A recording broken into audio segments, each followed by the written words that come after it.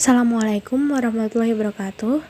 Di sini kelompok kami akan menjelaskan mengenai hasil dari penelitian yang telah kami lakukan mengenai analisis tingkat keberagamaan anggota kelas. Penelitian ini menganalisis mengenai pengaruh 3 indikator yaitu bersyukur, sabar, dan berbuat baik terhadap kegiatan perkuliahan anggota kelas.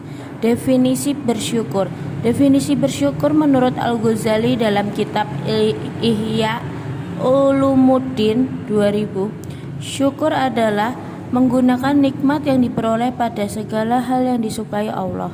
Menurut Muhammad Syafi'i 2009, syukur adalah pengakuan terhadap nikmat yang dikaruniakan Allah yang disertai dengan ketundukan kepadanya dan mempergunakan nikmat tersebut sesuai dengan kehendak Allah. Definisi sabar. Definisi sabar, Syekh Muhammad bin Saleh Al-Utsaimin rahimahumullah berkata, sabar adalah meneguhkan diri dalam menjalankan ketaatan kepada Allah, menahannya dari perbuatan maksiat kepada Allah, serta menjaganya dari perasaan dan sikap marah dalam menghadapi takdir Allah. Definisi berbuat baik. Definisi berbuat baik menurut ulama tafsir Ibnu Katsir dijelaskan surat Al-Isra ayat 7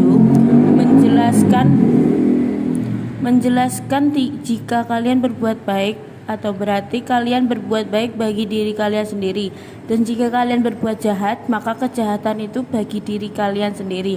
Dan apabila datang saat hukuman bagi kejahatan yang kedua, kami datangkan orang-orang lain untuk menyuramkan muka-muka kalian dan mereka masuk ke dalam masjid sebagaimana musuh-musuh kalian memasukinya pada yang pertama, dan untuk membinasakan sehabis-habisnya apa saja yang mereka kuasai. Landasan bersyukur yang pertama, dalam surat Ibrahim ayat 7, Allah Subhanahu wa Ta'ala berfirman yang artinya, ingatlah ketika Tuhanmu memaklumkan, sesungguhnya jika kamu bersyukur, niscaya aku akan menambah nikmat kepadamu. Tetapi jika kamu mengingkari nikmatku, sesungguhnya azabku benar-benar sangat keras.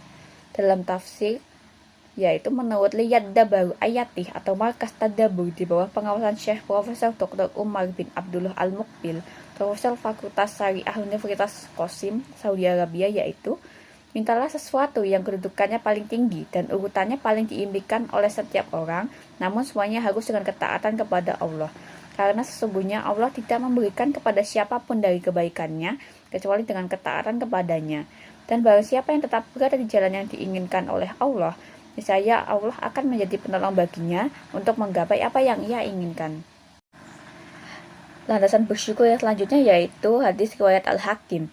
Dari Aisyah, Rasulullah bersabda, tidaklah Allah menganugerahkan nikmat kepada seorang hamba, kemudian ia mengetahui nikmat tersebut berasal dari Allah, melainkan Allah menulis syukur untuknya sebelum ia mensyukuri nikmat tersebut. Tidaklah seorang hamba berbuat dosa kemudian ia menyesalinya, melainkan Allah menulis ampunan baginya sebelum ia meminta ampunan kepadanya. Hadis riwayat Al-Hakim. Yang kedua, landasan sabar. Dalam surat Ar-Ra'd ayat 24, Allah Subhanahu wa Ta'ala berfirman yang artinya sambil mengucapkan salamun alaikum bima sobartum, maka alangkah baiknya tempat kesudahan. Dalam tafsir Al-Muyassar, Kementerian Agama Saudi Arabia menjelaskan, malaikat berkata kepada mereka, selamat atas kalian sebagai salam penghormatan bagi kalian. Kalian telah selamat dari semua keburukan. Dikarenakan kesabaran kalian untuk taat kepada Allah, maka sebaik-baik tempat kesudahan adalah surga. Landasan sabar yang berikutnya yaitu dari Abu Hurairah radhiyallahu anhu bahwa Rasulullah shallallahu alaihi wasallam bersabda, neraka dikelilingi dengan syahwat, hal-hal yang menyenangkan nafsu, sedang surga dikelilingi hal-hal yang tidak disenangi nafsu. Oleh karena itu, barang siapa yang menginginkan surga, maka ia harus bersiap untuk bersabar, karena surga itu dikelilingi oleh hal-hal yang tidak disenangi oleh hawa nafsu. Terkadang seseorang itu merasa bersabar menjauhi maksiat itu lebih berat daripada bersabar menjalankan ketaatan. Mungkin seseorang itu bersabar melaksanakan sholat malam semalam suntuk, namun ia tidak bisa bersabar jika diminta meninggalkan perkara-perkara yang disenanginya yang tidak diperbolehkan oleh syariat.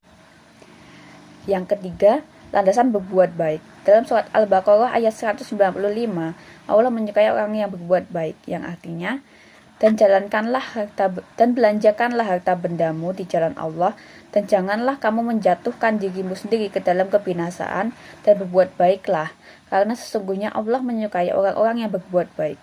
Quran surat Al-Baqarah ayat 190.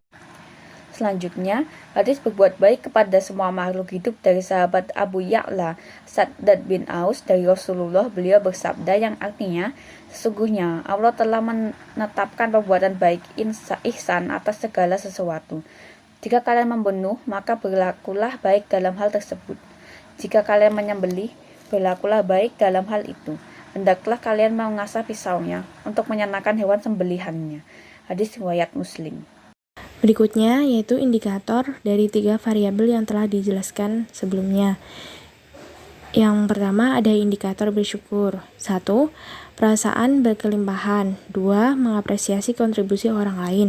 3. Menghargai kesenangan sederhana. Dan yang terakhir, mengapresiasikan rasa terima kasih. Yang kedua yaitu variabel sabar. Indikatornya ada 1. Dapat memegang teguh pendirian atau prinsip. Artinya, tetap kuat dalam mempertahankan atau memegang teguh untuk mencapai tujuan yang direncanakan. Kedua, konsekuensi artinya siap menerima segala kemungkinan resiko yang akan diterima. 3. Konsisten artinya tetap atau tidak berubah-ubah dalam melakukan sesuatu. 4. Menyadari bahwa semua kejadian pasti terdapat hikmah yang diambil. Yang 3 yaitu indikator variabel berbuat baik. 1. Melakukan perbuatan yang tidak melanggar hukum, aturan, dan norma. 2.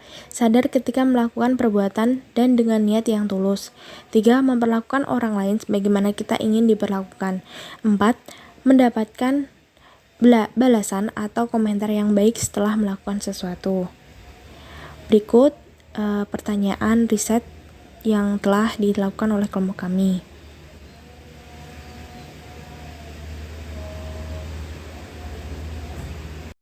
Yang berikutnya yaitu hasil dan pembahasan. Yang pertama, hasil dari mini riset berdasarkan jawaban kuesioner dari responden penelitian menunjukkan bahwa tingkat keberagamaan anggota kelas memiliki pengaruh yang positif terhadap kegiatan perkuliahan. Hal ini terlihat dari hasil penelitian yang menunjukkan bahwa mahasiswa yang memiliki tingkat keberagamaan yang tinggi dengan 3 indikator yaitu sabar, bersyukur, dan berbuat baik cenderung memiliki IPK yang lebih tinggi. Dari hasil tersebut dapat disimpulkan bahwa tingkat keberagamaan seseorang dapat diukur dari berbagai aspek. Salah satunya melalui perilaku sehari-hari. Dalam penelitian ini atau mini riset ini, perilaku sehari-hari yang diamati adalah perilaku sabar, bersyukur, dan berbuat baik. Berdasarkan hasil penelitian ini dapat disimpulkan bahwa tingkat keberagamaan anggota kelas memiliki pengaruh yang positif terhadap kegiatan kuliah. Oleh karena itu, penting bagi mahasiswa untuk meningkatkan tingkat keberagamaannya agar dapat meraih kesuksesan dalam kegiatan perkuliahan dan kehidupannya.